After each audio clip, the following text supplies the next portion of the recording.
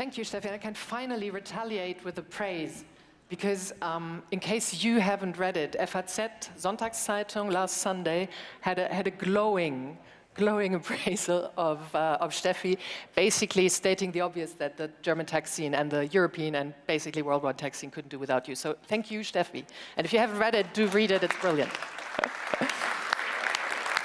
So, as you know, DLD started 20 years ago, and who could have foreseen what has been touched by previous panels too? Global order is in disorder, new power centers emerge, old ones battle for their standing, there are alternative facts, authoritarianism is on the rise, trust is radically declining, and we have only 25 minutes to solve all this. So let's get started. Yossi, you've seen the show of hands, so not everyone has read Francis Fukuyama's book, to say the least. So let me just quickly explain very roughly. I'm sure he'd hate it, but just the gist of it, the end of history. So the concept proposed by him was basically that because the two most important competitors, fascism and communism, had been defeated, liberal democracy and market economy don't face serious competition anymore. In short, the West has won. Or so we thought.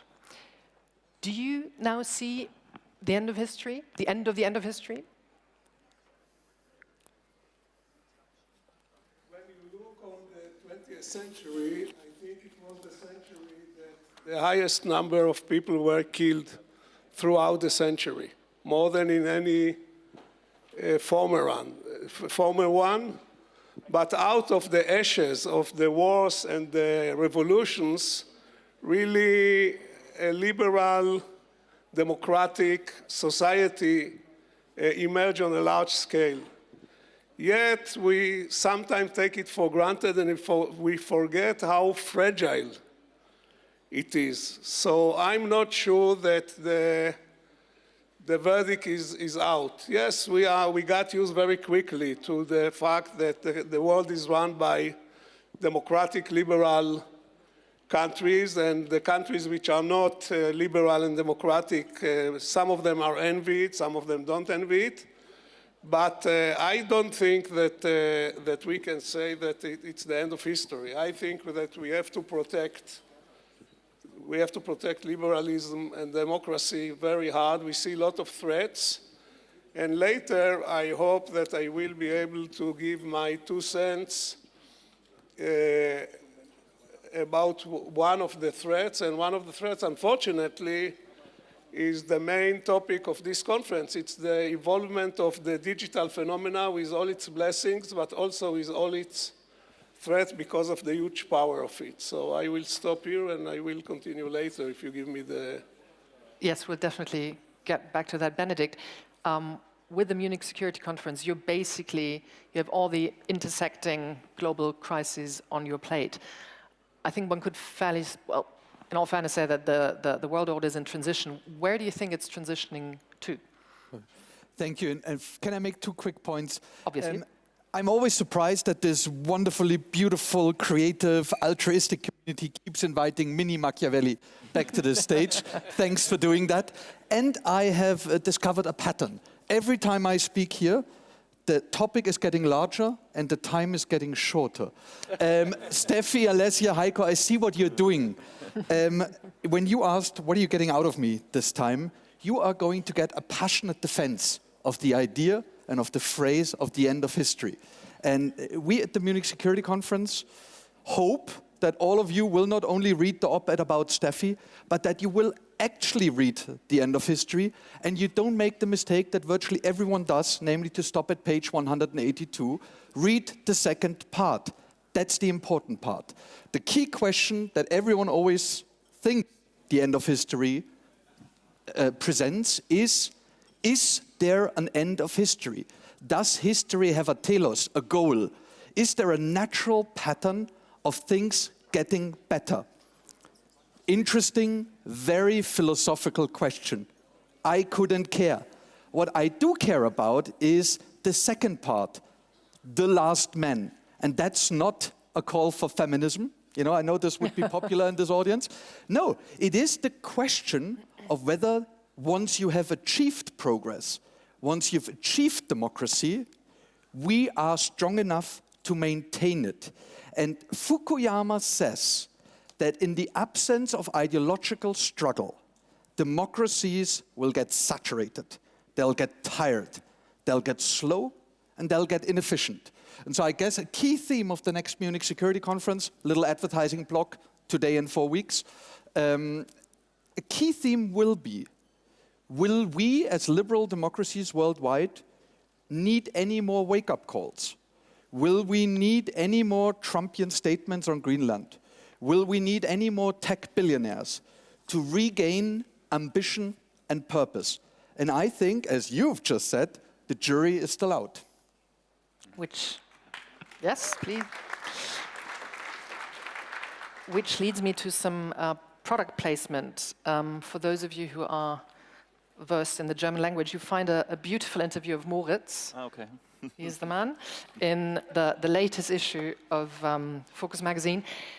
And the headline basically says that we've been too naive and have become lazy thinkers, which sort of corresponds with what Benedikt just said about Western societies, democracies being saturated.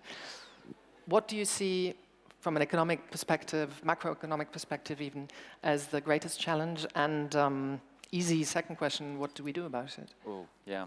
Well, it's true. I'm a little bit the economic sidekick to Benedikt. So I had, before the holidays, I had lunch with the Singaporean ambassador in Berlin, and he mentioned something to me. I've not checked if it's right or not, but he said there is an Asian proverb which roughly goes, only what you can protect, you properly own. And what you can defend, you properly own. And I think from a European perspective, we have to say today that we don't really own Europe because we can't defend or protect it. And I think that's a challenge that we all have to face up to. So there is a big economic dimension, obviously, for that, which is we have to spend more on defense. I think that's pretty much clear now, but I think rather than focusing on inputs, like is it 2 or 3 or 4% of GDP, we have to focus on outputs. I think we have to agree on which capabilities we want to have, and Benedikt can say much more about that, but I think proper air defense that can protect German cities from rockets coming from Kaliningrad or wherever would be part of that, and right now we're not there. There is, I think, a contribution that economics can also make in terms of what will be the economic effects of such big, if you will, rearmament programs, and I think we've heard it in the previous session. There is, it's actually something that has been studied quite intensively, and the question is what happens if as Europeans, we take 2-3% of GDP in additional defense spending and start and get going? What will be the effects on growth and the economy? And you know, all the reasonable estimates put the so-called multipliers somewhere around 1. So you know, at least GDP will expand by the same amount, and in you know, times of zero growth and recession, that's I think a boost we should also take, and we need. And of course, we have the technological upgrade that can come with that if we concentrate on R&D expenditures, on closing the technological gap that we have. So I think there's also, except for like defending democracy, which is this important thing in the European context, there are also economic opportunities and chances that we shouldn't lose sight of. A previous panel had a very passionate appeal, still standing there, saying that we shouldn't wait for Macron or Scholz or Keir Starmer or whoever to get to work. We should do something ourselves. So again, from your economic perspective, what would you expect of European, even global companies, if they don't want to see the end of history? I think I mean, it is the defense sector is one where government involvement is quite high, and I think there is no way around committing larger resources. By the way, I think it's quite clear also from an economic point of view that if you have temporary surges in defense expenditure, you want to finance, you want to smooth them by taking on debt. If you have permanent increases, and that's probably also something we're looking at, some combination of the two. We have to close the capability gaps that are there, and then we also have to permanently increase our outlays. But then you want to raise taxes. So coming to your question. Raising taxes exactly would be one. Exactly. So I think that at some point, or reshifting expenditures in the normal budget. I think the pressure, especially in Germany, but also across Europe, on reforming our social safety nets, making room for necessary defense expenditure in the medium to long run will be there, and there's no way around that. I think for companies in Europe, I think we know next to me is the man who really knows it, but the conflicts of the future will be high-tech conflicts. So anything that is increasing R&D expenditure in areas that are not sort of the medium tech sector, that's not like the car industry, but that really goes to where, in the drone and AI applications, these are the capabilities also on the technological side that we need, and where European business, global business, can play an important role. So, I'm sort of stuck with the dilemma. I covered the US election week in the US for the Focus briefing, and I went to Georgia, a swing state, and a couple of rallies, Donald Trump, J.D. Vance, and nearly everyone I talked to complained about the US. So those weren't hillbillies at all. They complained about the US basically paying for European security. So this has reached not just the Munich Security Conference discussions, not just sort of big new journalist tech conferences like this, but sort of everyone who, like normal people from Macon, Georgia, who know that the US is paying for Europe's defense. What really, really hit me is that those same people are, again, successful, normal people, did believe, to some extent, that the 2021 election was rigged. When you asked them and said, well, but look, the courts, institutions, it's been investigated, there is no evidence of it being rigged, they still said, yeah, but you can't be sure, can you? So coming to, Yossi, what you said earlier about the rise of technology, this isn't all down to social media, is it? I mean, where do you think this complete lack or growing lack in trust is coming from? And is there still a way to sort of turn the tide? I will answer it, but please let me share with you a game regarding the European discussion. I don't want to go back to the former panel, but one aspect of the issue with Europe, I'm reading to you an advertisement from 1995, and it goes like this. Pythagoras' theorem contained 24 words. Archimedes' principle of floating contains 67 words. The Ten Commandments, 179 words. The American Declaration of Independence, 300 words. And recent legislation in Europe concerning when and where you can smoke, 24,942 words. So I guess this is one of the issues. Now going back to the main theme about the threats. As all of us agree, this is not a steady state. We would have loved that it will be a steady state. One of the main changes, or game changers, which happened in the last 30 years, this year we will celebrate 30 years to the Explorer, the going public of Netscape, 1995, is the social media. The social media, as Vogel said yesterday, is a very powerful tool. It's very addictive. But in difference to regular drugs which affect your brain, social network not only is very addictive, it's also very attractive.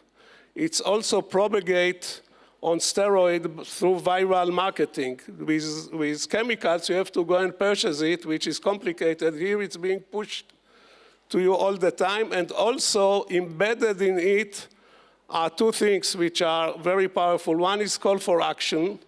You look in a content which you are addicted to, it tells you what to do. So one is the call for action, and the second one is very attractive in video, etc. It it approaches many of your senses.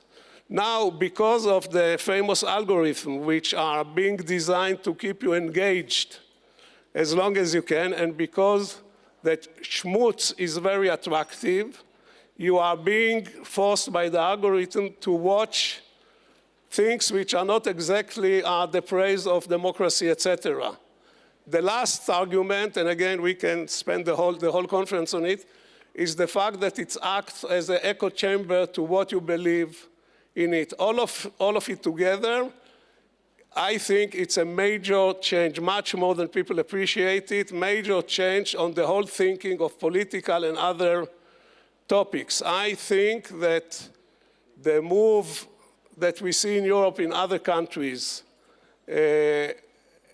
from the idea of the end of history, from the liberal democracies, etc., is being strongly affected by the social network. For me, it's quite embarrassing because, as many of you, I started my career by sponsoring one of the social networks, and I can tell you one thing, and this is not, getting an alligator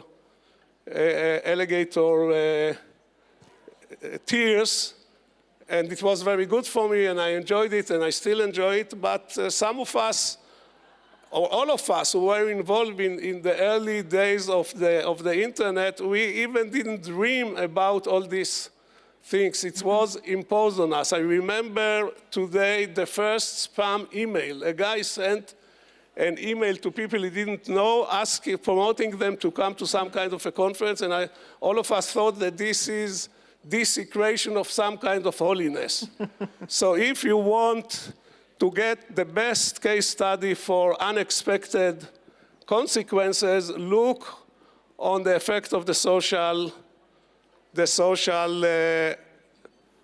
networks. And I know that politicians all over the world and thinkers and businesses and governments are thinking about it. And I think the next version of this advertisement, which I read with you, will have another line and saying the European laws of how to deal with social network contain 20 million words of regulations. And against it, you want to use technology in order to resolve problems. We are in a very complicated period. Indeed. And unlike the printing press that was mentioned in an earlier session, where you could always say it's not the press's fault, it's not the machine, it's the people who It's always not us, it's them, Exactly. So on Sunday, there's a deadline running out in the US about the sale of TikTok, and we don't know whether it's going to be prolonged or not, but Benedikt, as a security risk, not just as a mass experiment, what's it going to do to sort of future generations, etc., but as a security risk for democracy, for the rule of law, for trust in democratic institutions, do you think that 20 billion word regulation can change anything? See, now comes the mini Machiavelli again. I am, and this is my personal opinion and not the view of the Munich Security Conference, I'm personally fed up with this defeatism about social media. It brings me back to what I've said, the second part, the last man. Are we ready to defend democracy? Are we willing to defend democracy? Are we able to reverse the reversal of progress?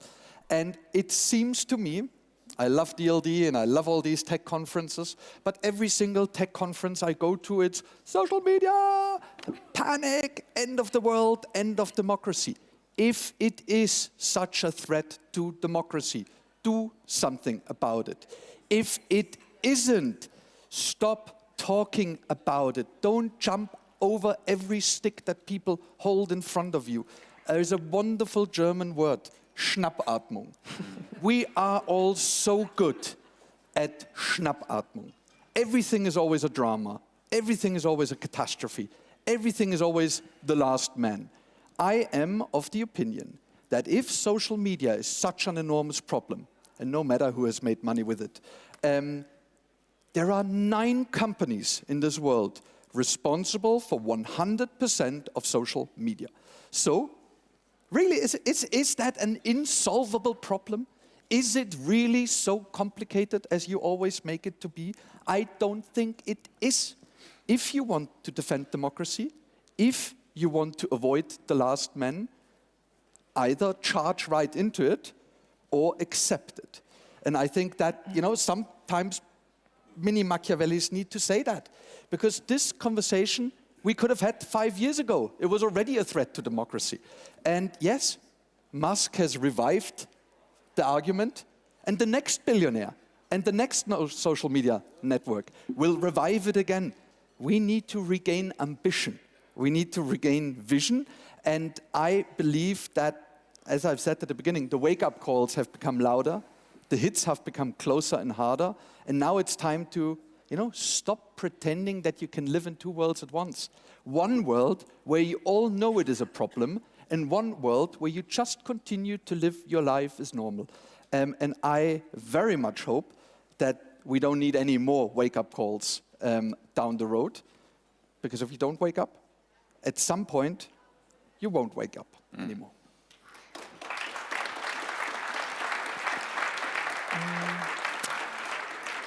But I'm not sure it's that simple with the 9 tech companies, do something about it, etc. And I think it actually is that simple. Okay, but let's get back to the point that it's not technology sort of causing all that trouble. It's enhancing it. It's speeding things up. It's getting reach, etc.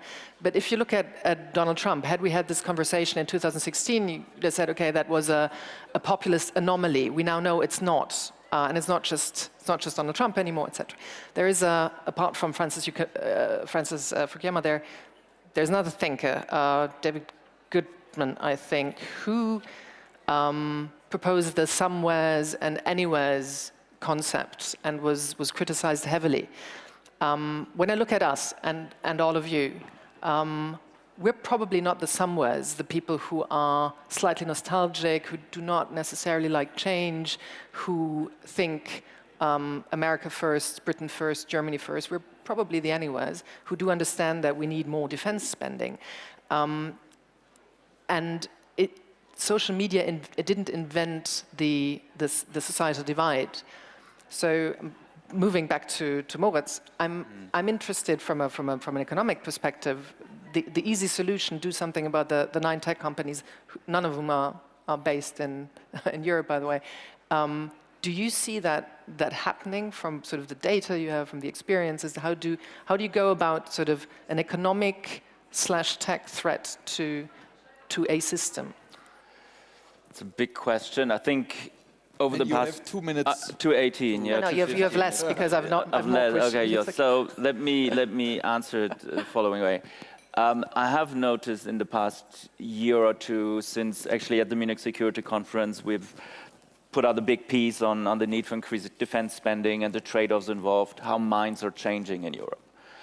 The conversations have become much more focused on how do we do it, what are the best ways to do it. It's no longer head in the sand, the ostrich principle.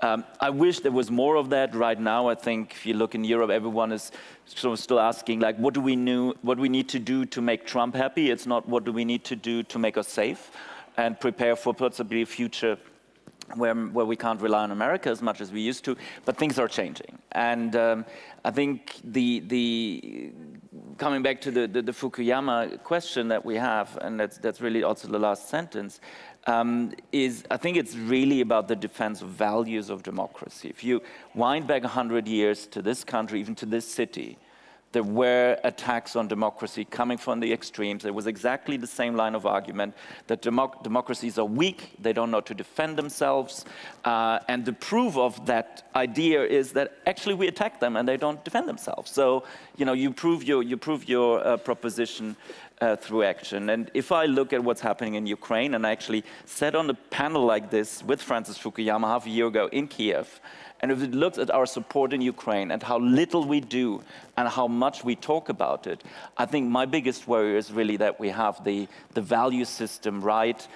Just give you one number. Our support, and that is the US, that is Germany, that is Europe, our support for Ukraine on an annual basis amounts to the incredible number of 0.15% of GDP. It's nothing. But we talk about it as if this is a major challenge from a macroeconomic point of view. These are rounding errors, and I think we really need to put our money where our values are. But, big but. And very quick last question to you, Yossi. This is all absolutely true.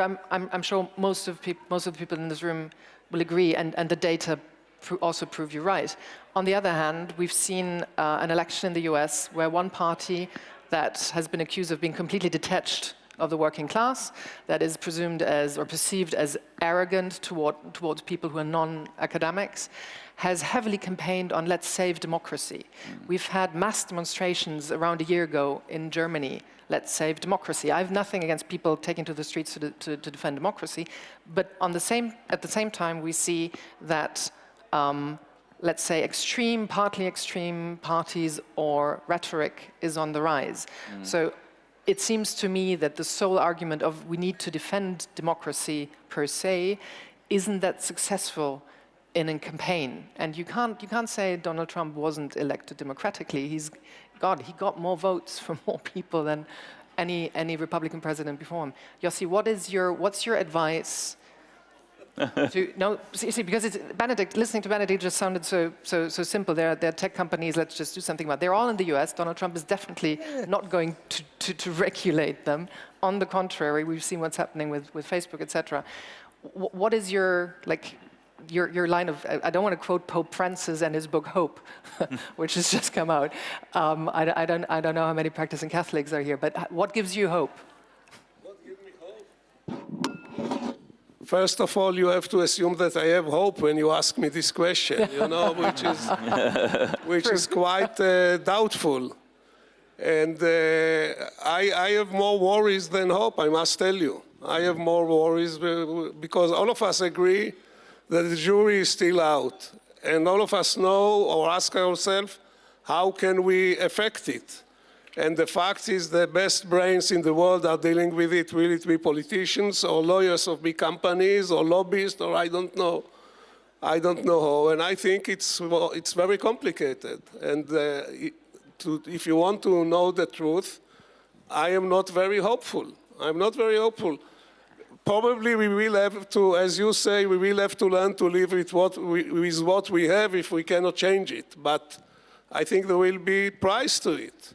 I know I don't want to cite specific countries and specific examples, but elections are now being strongly affected by understanding how to use this convincing method, much like the role the television had in creating the glasnost by informing the East Bloc what's going on in the West. So I think we are still in the middle of a perfect storm, and we have to think and come to a conclusion which boil down to what I'm saying, that I have no formula how to get out of this situation. I had a hunch you would say something along that line. So to end on a more positive note, I would like to share. It was very positive, I didn't tell you.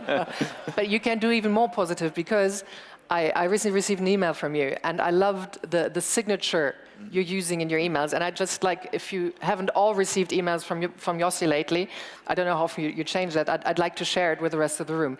It's a quote by Abraham Joshua Heschel, who also inspired Dr. Martin Luther King, and it reads as follows: our goal should be to live life in radical amazement. Get up in the morning and look at the world in a way that takes nothing for granted. Everything is phenomenal. Everything is incredible. Never treat life casually. To be spiritual is to be amazed. So let's not treat life casual.